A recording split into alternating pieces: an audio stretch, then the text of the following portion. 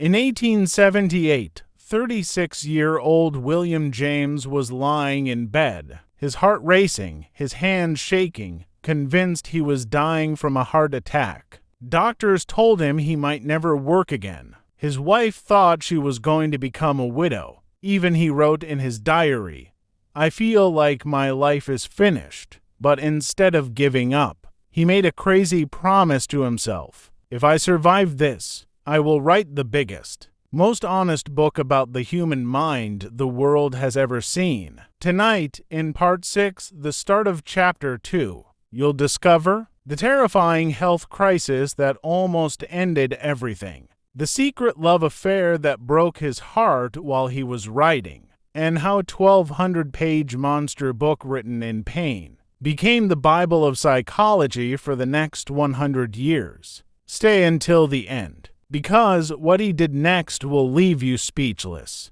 After completing his early education and formative travels, William James returned to the United States with a mind full of questions and curiosity. He was now a young adult, aware of both his strengths and his uncertainties, and ready to embark on formal higher education. Harvard University became the natural choice, not only because of its reputation, but also because it offered a variety of subjects that could satisfy his wide-ranging interests. Here, he hoped to find the guidance and structure that had been largely absent during his earlier years of exploration. At Harvard, William was exposed to an academic environment unlike any he had experienced before. The university emphasized rigorous study, disciplined inquiry, and close interaction with professors and fellow students. William found this structure both challenging and stimulating.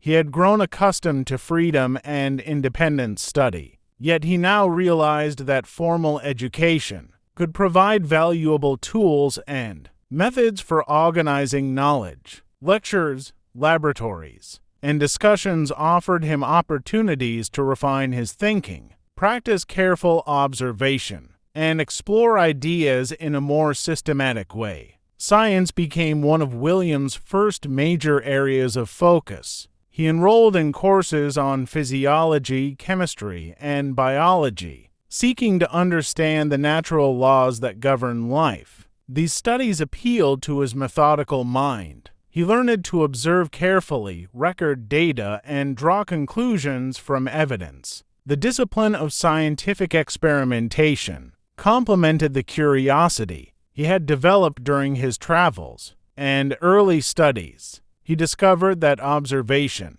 when combined with analysis and reasoning, could reveal truths about the world that were both reliable and verifiable. At the same time, William remained deeply interested in philosophy. Harvard offered courses that introduced him to the ideas of classical and modern thinkers. He read works by Aristotle, Descartes, Kant, and other philosophers, comparing their views on knowledge, mind, and morality. These readings challenged him to think critically about the nature of human understanding. He was particularly drawn to questions about the mind. How does consciousness arise? What is the relationship between thought and action? How do beliefs shape behavior? These questions would later guide much of his philosophical and psychological work. Despite the focus on science and philosophy, William did not abandon his artistic sensibilities. He continued to appreciate beauty, form, and expression, though he now approached these qualities with the mind of a student rather than a painter. The observational skills developed through art enhanced his ability to notice subtle patterns in human behavior, expression, and thought. This combination of artistic sensibility and scientific rigor became one of his defining strengths, allowing him to analyze both physical phenomena and psychological experiences with precision and insight. Social and moral observation remained central to his development. Harvard provided a new environment with a variety of personalities, social classes, and intellectual backgrounds. William noticed differences in temperament, habits, and ways of thinking. He studied the interactions among students and faculty, observing how beliefs, education, and experience shaped conduct. These observations reinforced his understanding that human nature is complex and that behavior cannot be fully explained by a single cause. Such insights laid the groundwork for his later work in psychology, where he emphasized the interaction of mind, body, and environment. William's relationship with his peers and professors was also formative. He encountered individuals who challenged his ideas, introduced new perspectives, and encouraged independent thinking. Some of these relationships were intellectual, others were moral and social. Through these interactions, he learned to articulate his thoughts clearly, to listen to criticism, and to refine his reasoning. These skills became essential for his later career as a teacher, writer, and researcher. He discovered that dialogue and collaboration are central to intellectual growth. During his first years at Harvard, William also began to consider the purpose of education more broadly. He realized that knowledge is valuable not merely as a collection of facts, but as a tool for understanding life and improving human experience. He saw that intellectual development and moral responsibility are closely connected. Education, he understood, is not only about learning but also about shaping the mind to observe, reflect, and act thoughtfully.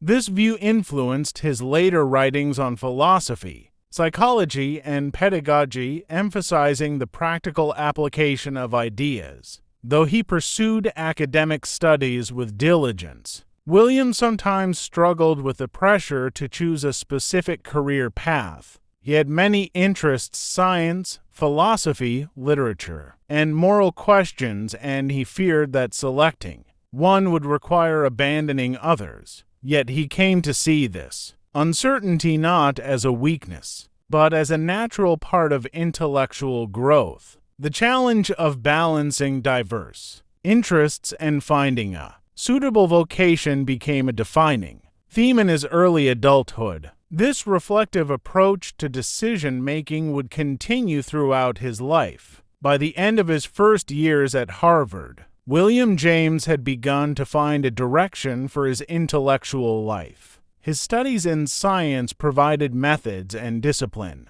His philosophical readings offered frameworks for understanding the mind and morality. His artistic sensibilities enhanced his observational skills, and his social interactions developed his empathy and judgment. Together, these experiences formed a coherent foundation for the next stages of his life: the professional study of philosophy and psychology, the exploration of consciousness, and the eventual contributions that would make him one of the most influential American thinkers of his time. As William James progressed in his studies at Harvard, he began to focus more deeply on philosophy. He read extensively, examining the works of both classical thinkers and contemporary scholars. Aristotle, Descartes, Spinoza, Kant, and other philosophers became central to his education, offering insights into the nature of knowledge,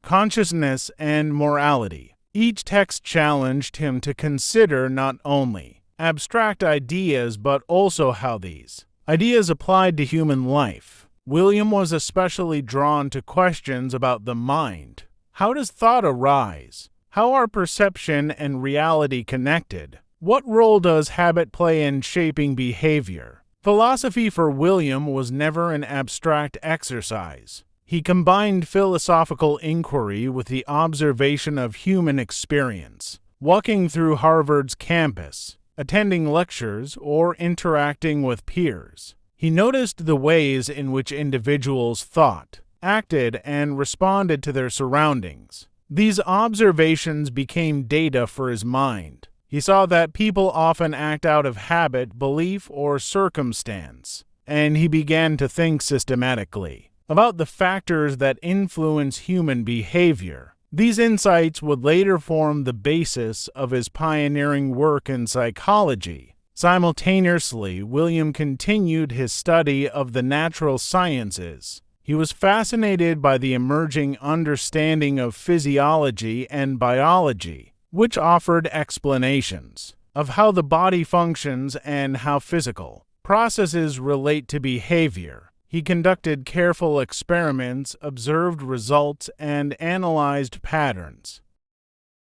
Though he was deeply drawn to scientific method, he recognized that it alone could not explain consciousness or moral choice. Science offered knowledge of external phenomena, but the inner life thought, emotion, and moral judgment remained more elusive. This recognition motivated him to combine scientific rigor with philosophical inquiry. During this period, William also experienced moments of personal struggle. The tension between his many interests, science, philosophy, moral questions, and the arts sometimes caused him uncertainty and self-doubt. He worried that he might never choose a clear path or fully satisfy his intellectual curiosity. Yet, these struggles were productive. They encouraged reflection, careful consideration, and the cultivation of a disciplined mind. William learned to accept uncertainty as part of the learning process, understanding that patience and critical thinking are essential to intellectual development. Interactions with professors and peers were crucial to his growth. Harvard's academic environment offered opportunities to debate, discuss, and refine ideas. Some professors encouraged independent thought, while others emphasized rigorous adherence to established principles. William learned to navigate these contrasting approaches, developing the ability to weigh evidence, consider alternative perspectives, and form his own judgments. He realized that intellectual growth depends not only on learning from texts but also on engaging with thoughtful individuals and testing ideas through dialogue. William's artistic sensibility continued to shape his studies. Though he no longer pursued painting professionally, the skills acquired through art, attention to detail, careful observation, and patience were invaluable in his scientific and philosophical work. He could notice subtle variations in behavior, expression, and thought that others might overlook. This ability to perceive fine distinctions later allowed him to describe psychological phenomena with clarity and precision. His art-trained mind became an essential tool in the careful study of consciousness. Travel and cultural experience remained influential. William often reflected on the contrasts between European and American intellectual traditions. European scholarship emphasized careful, structured reasoning and historical awareness, while American education valued practical application and innovation. By synthesizing these approaches, he developed a flexible method of thinking that could adapt to different subjects and problems. He recognized that ideas are not fixed. They must be tested, applied, and reconsidered in light of experience. This pragmatic outlook would later become a hallmark of his philosophy. Social observation also grew in importance. William noticed the influence of habit, upbringing, and environment on human behavior. He observed how students responded to pressure, how professors guided thought, and how social customs shaped conduct. These experiences reinforced the idea that human behavior cannot be understood through theory alone. Careful observation of real people is essential. He learned to combine empirical data with reflective thought, integrating the scientific and philosophical dimensions of study. By the end of this phase at Harvard, William James had developed a disciplined approach to learning. He combined philosophical reflection, scientific observation, artistic sensitivity, and social awareness into a coherent method of inquiry. He understood that human experience is complex and multifaceted. requiring multiple approaches for true understanding. Though he had not yet completed his studies, he had built the foundation for his later work in philosophy, psychology, and ethics. His early experiments and observation, combined with rigorous study, prepared him to explore the mind in ways that would eventually revolutionize American thought. Page 2 of Chapter 2 emphasizes the development of William James's early intellectual methods, combining philosophy, science, observation, and reflection. His Harvard years were marked by disciplined study, personal insight, and careful integration of diverse fields of knowledge. These years prepared him to undertake the systematic study of psychology and philosophy that would define his later career. And when the book was finally published in 1890, the entire academic world exploded. Some called it genius, others called it dangerous. Harvard almost fired him for being tyrannical. In Part 7, you'll see how one chapter in that book, about a thing called the will to believe, is still saving millions of people from depression today. Part 7 tomorrow, 8 p.m. sharp. Subscribe plus bell on. This is where the legend truly begins.